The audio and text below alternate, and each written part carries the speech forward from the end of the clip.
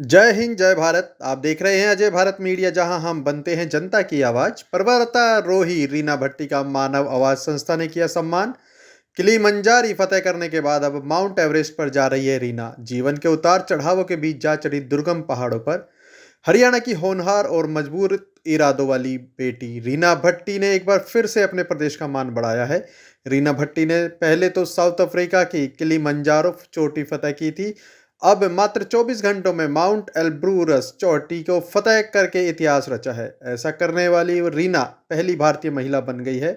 Mount Everest की यात्रा शुरू करने से पहले रीना भट्टी का यहाँ होटल कोरस इन में मानव आवाज संस्था की ओर से स्वागत करते हुए उन्हें इस सफर पर सफल होने की शुभकामनाएं दी। मानव आवाज संस्था के संयोजक अभय जैन, एडवोकेट, समाज सेवी हेमंत वशिष्ठ, सेवानिवृत्त आईआरएस कल्याण शर्मा समेत अनेक गणमान्य लोगों ने रीना भट्टी का स्वागत किया और उन्हें गुरुग्राम के मौजूद लोगों से रूबरू कराया। रीना भट्टी को मदद करने वाली संस्था वी टूगेदर से प्रदीप ने रीना की पहले की कामयाबी को सराहा और भविष्य के लिए शुभकामनाएं दी। इस दौरान अपनी यात्रा के संस्मरणों को साझा करते हुए रीना भट्टी ने कहा कि वर्ष 2019 में उन्होंने अपनी यात्रा की शुरुआत की थी। हरियाणा के हिसार जिले के गांव बालक में जन्मी रीता के पिता ट्रैक्टर मैकेनिक हैं। देखिए ये खास खबर उनके साथ में। धन्यवाद। जय हिंद, जय भारत। रीना जी, आपका स्वागत है हमारे चैनल पे। Thank you.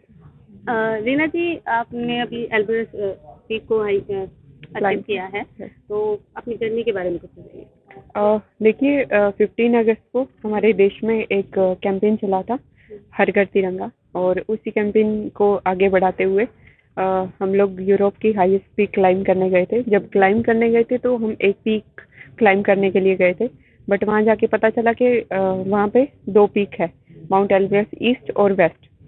तो वहीं पे हमने जैसे तैसे करके परमिट इशू करवाया, क्योंकि फंडिंग का भी इशू था। हम लोग इतना पेमेंट भी नहीं लेके गए थे कि परमिट इशूज़ के, लेकिन एक ये था कि 15 अगस्त है तो ऑब्वियसली कुछ यूनिक किया जाए।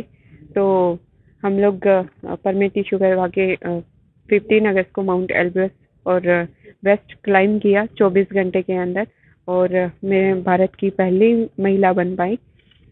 मेरा सौभाग्य है कि 15 अगस्त के दिन मैं यूरोप की सबसे हाईएस्ट चोटी पे 24 घंटे के अंदर अपने देश का झंडा लहरा पाई। जी, चढ़ने वाले पहले और भी खिलाड़ी रहे होंगे, पर 24 घंटे में आप इसको कैसे कर पाए? देखिए, यूजुअली हम लोग भी, जैसे मैंने बताया ना, कि हम लोग सिर्फ एक ही परमिट इशू करवा के गए थे, क्योंकि हमें पता था कि माउंट एल्ब्रस सिर्फ एक ही पार्ट है।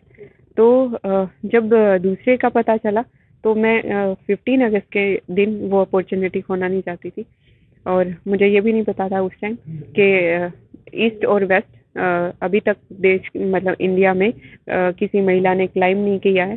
तो हम लोग 4 महिलाएं थी उनके अंदर, तो मैंने उनसे 9 मिनट पहले ही क्लाइम किया, और 15 अगस्त के दिन ही मेरा सौभाग्य रहा कि मैं भारत की पहली महिला बन पाई। रीना जी, अरुणिमा सिन्हा की लाइफ में एक बहुत बड़ी ट्रेजेडी हुई थी, जिसके बाद उन्होंने डिसाइड किया कि उन्होंने माउंट एवरेस्ट जो है उनको क्लाइम करना है। तो आपकी लाइफ में ऐसी क्या घटना रही जिसके बाद आपने सोचा कि आपको माउंटेनिंग करनी है? देखिए, स्कूलिंग टाइम में मैं एक स्पोर्ट्स पर्सन रही हूँ, कबड्डी की खिलाड़ी रही हूँ।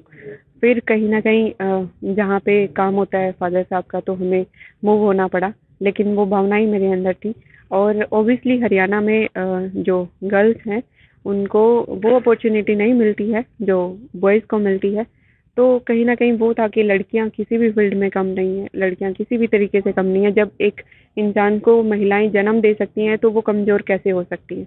तो इसी चीज़ को लेके ज़रूरी नहीं है कि आपकी लाइफ में कोई ट्रेजेडी हो, लेकिन हाँ, आपके अंदर वो जज़्बा हो, वो पैशन होना चाहिए कुछ करने के लिए, ताकि आप अपने आप को प्रूव कर सकें, और उसी प्रूफ करने में आप अपने समाज का, अपने देश का नाम रोशन कर पाओ।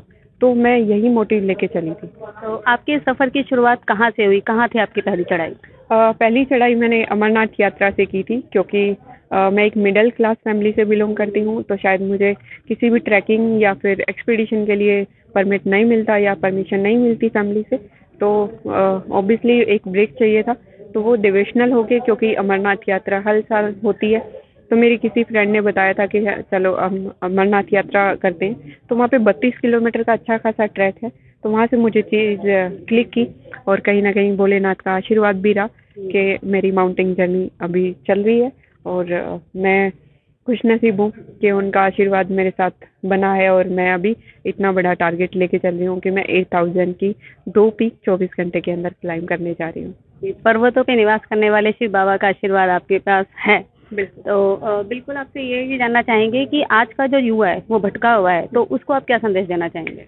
सिर्फ यही देना चाहूँगी कि जैसे मैं देख रही हूँ कि हमारा जो युवा है वो नशे की ओर थोड़ा ज़्यादा अग्रेसिव है, क्योंकि कहीं ना कहीं से माँ बाप का सपोर्ट नहीं मिलता और पेशेंस की बहुत कमी है आज के टाइम में। युवा जो भी चाहिए वो शॉर्ट टर्म के लिए चाहिए या फिर जल्दी सक्सेस चाहिए, जल्दी वो कुछ भी लगा लो कि अमीर बनना है या फिर अपने शौक पूरे करने हैं, तो वो उनको बिल्कुल शॉर्ट टर्म में चाहिए।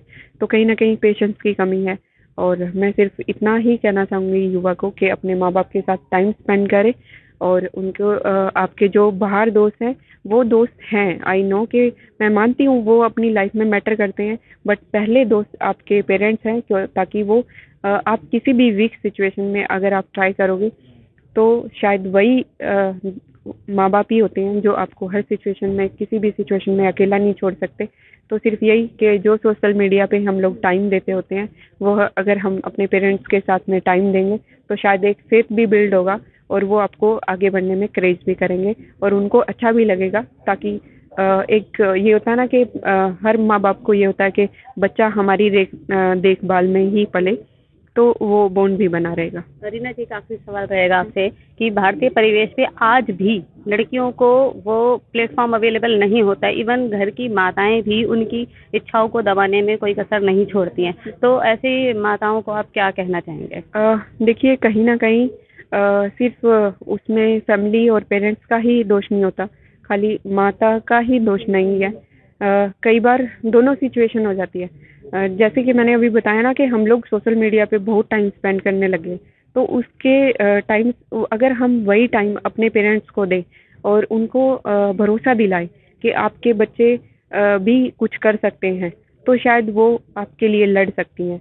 और तभी मैंने बोला कि पेरेंट्स ही होते हैं आपके जो किसी भी सिचुएशन में आपका साथ देते हैं, आपके साथ खड़े रहते हैं। तो ये बेस्ट ऑप्शन है कि उनके साथ बॉन्ड बना के रखें।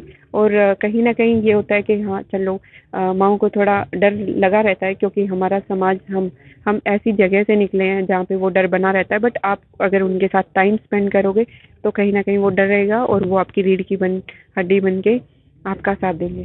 तो अगली चढ़ाई आपकी माउंट एवरेस्ट की है? जी, मेरी माउंट एवरेस्ट और Mount Lhotse world highest peak and world 4th highest peak मैं क्लाइम करने जा रही हूँ। तो ये है भी रीना भाटी जी हमारे साथ में, और हम इनको बहुत बहुत शुभकामनाएं देते हैं इनकी अगली चढ़ाई के लिए। और जब ये विजेता बनकर आपके पास दोबारा आएंगी तो फिर हमारे चैनल के माध्यम से हम आपकी इनसे मुलाकात करवाएंगे। जय हिंद, जय भारत।